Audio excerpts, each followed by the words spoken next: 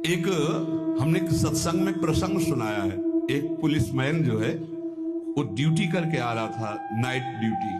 तो रास्ते में एक नवयुवती मिली, तो उसने कहा कि मैं रास्ता भूल गई हूं और आज आप अपने घर ले चलो। उसका ब्याह हुआ नहीं था, पवित्र भाव से घर ले गया। जब घर में ले गया तो फिर उसका पवित्र भाव हो गया उस युवती का। वो तो घर ही था। सुबह निकल गई साथ, बड़ा खुश हुआ कि यार।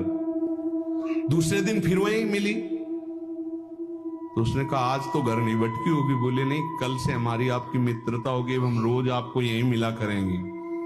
अब वो मानसिक शक्ति से युक्त पुलिसमैन और वो प्रेत योनि को प्राप्त, जिसे चुड़ैल कहते, ऐसी वो। अब वो तो महीना भर में वो सूख गया, पीला शरीर हो गया। वैद्य के पास गया तो वैद्य ने कहा कि ऐसी दशा किसी शारीरिक सहवास से नहीं होती, तुम्हारा कोई मतलब एक अलौकिक शक्ति है जो तुम्हारा शोषण कर रही, वो स्त्री नहीं है। उसने कहा फिर भी आप दवा हमें शक्तिवर्धन के लिए दीजिए, हम तो चलने लायक नहीं रह गए। तो पुरानी रद्दी में कहीं गीता जी के कोई परिचय में श्लोक जैसे लिखे तो पुराने उसमें गीता जी के श्लोक, उसमें उसने पुड़िया बना, वो पुड़िया ऐसे डाल ली और उसने जाके गुस्सा में दरवाजा बंद कर लिया कि आज से हम मिलेंगे ही नहीं, हमारा तो जीवन ही बर्बाद हो गया। तो देखा पार्श्व में बैठी, उसके होश उड़ गए। उसने कहा कि आप कौन हो, कहां से आई हो? वह इतने दिन उससे मिल रहे, अभी ये नहीं जान रहे कौन हो। बोले कहां से आए हो? वह झरोखे से आई। तो उसके होश उड़ गए, झरोखे से आई इसका मतलब।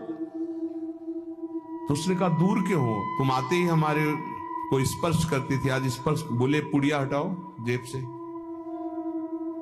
उसने पुड़िया में क्या है? बोले इसमें गीता का श्लोक लिखा हुआ है, मैं तुम्हें स्पर्श तब तक नहीं करूंगी जब तक है। और देखो तुम हमें तनिक भी प्यार करते हो तो पुड़िया हटाओ। उसने कहा पुड़िया कैसे हटा सकते हैं अब?